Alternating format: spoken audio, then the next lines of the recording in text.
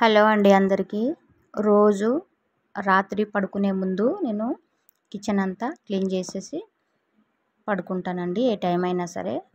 చూసారు కదా, రాత్రి భోజనాలు అన్నీ అయిన తర్వాత ఇలా ఉంటుంది. ఇప్పుడు నేను ఇది క్లీన్ చేయడం అనేది చూపిస్తాను.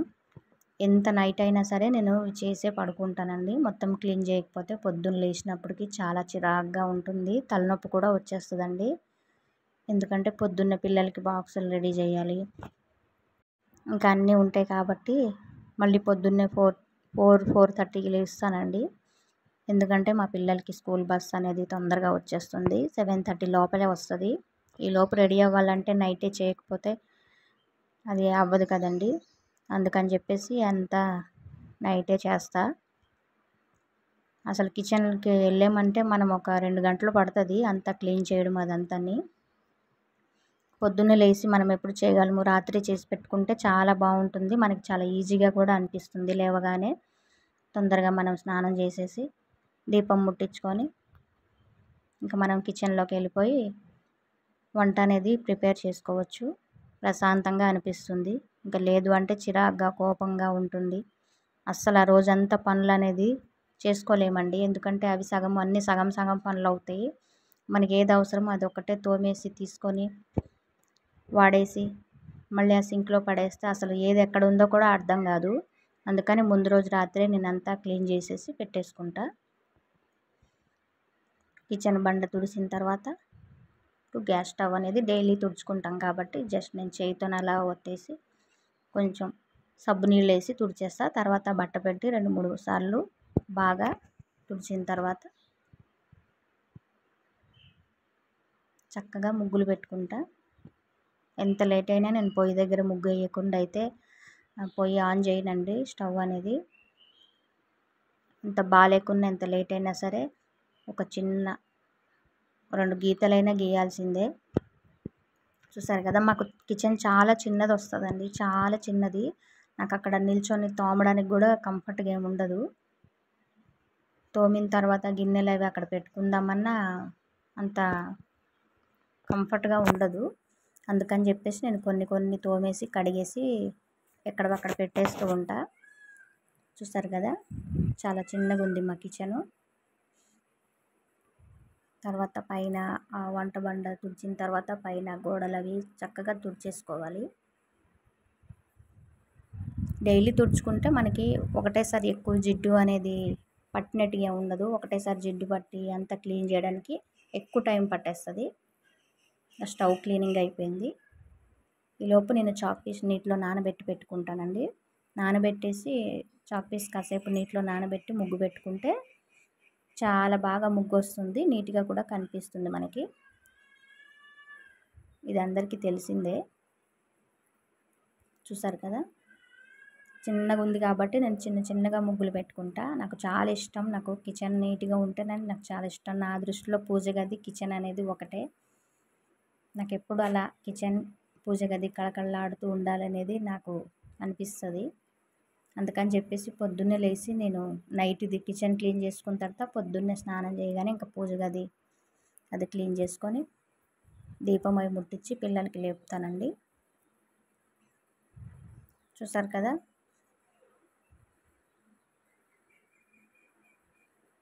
ఇలా ముగ్గులు వేసుకున్న తర్వాత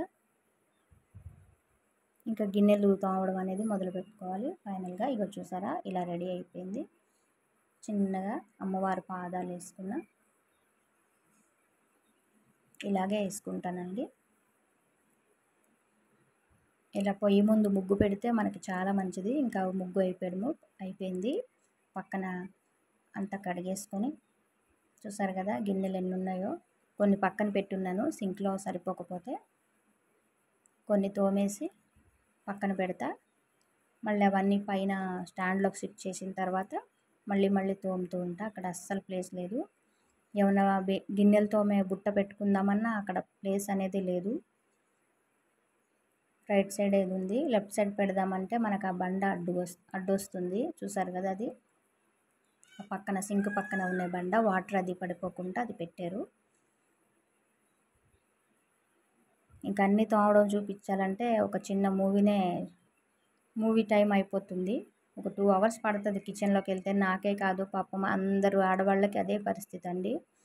ఇంకా ఇప్పుడు ఇది చేసిన తర్వాత మళ్ళీ పొద్దున్న పిల్లలు స్కూల్కి వెళ్ళిన తర్వాత ఉంటుందండి. అప్పుడైతే ఇంకా అసలు చెప్పాల్సిన అవసరమే లేదు.